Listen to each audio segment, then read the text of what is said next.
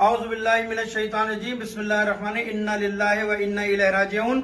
बड़े अफसोस के साथ कहना पड़ता है, जिन खदशात का हम पहले दिन से इजहार कर रहे थे हुकूमत पाकिस्तान से, वफाकी हुकूमत से, आज उसके असरात आना शुरू हो गए। और कोयटा के जैद सेंटर के अंदर एक बेचारा जाहिर, एक बेचारा मोमिन जो ट्रेवल करके ईरान से आ रहा था, आज अपनी जान से हाथ धो बैठा। उसकी बुनियादी वजह कोरोना वायरस नहीं है, उसको इशू ना बनाया जाए।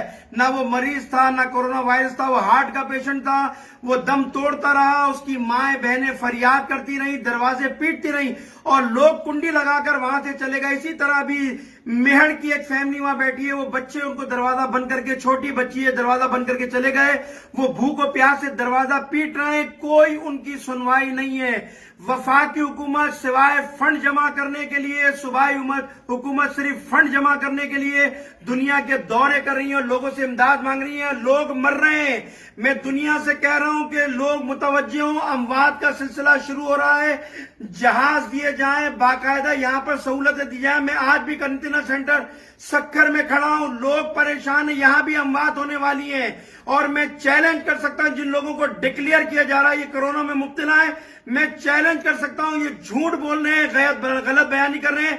इनमें कोई कोरोना का सिम्टम्स नहीं है, बल्कि इनकी यहां रहने से कोई मरीज निकल आएगा, कोई मरीज बन जाएगा।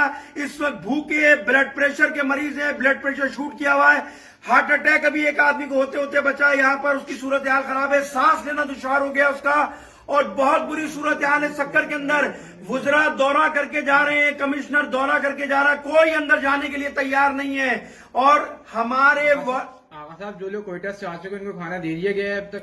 अभी जो लोग बाय रोड कोयटा से आ रहे हैं, जो 24 घंटे से सफर कर रहे हैं, 24 घंटे बसों को उनकी जेल बना दिया गया है। न उनको पानी दिया गया है, न उनको कोई सहूलत दी गई है। बल्कि मैं वजीर आला से कहता हूं, अब वो सफर तुम्हारे सूबा सिंध में कर रहे हैं, भूखे प्यासे हैं बच्चे, उन पर रहम करो, उन पर रहम करो, खुदा के वास्ते उन पर रहम करो।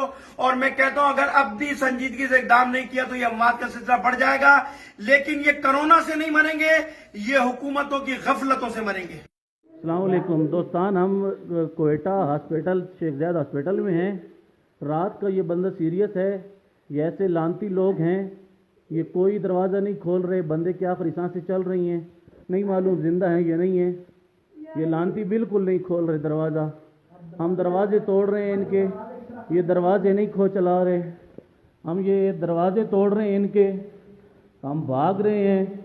इन लानतियों ने हमको,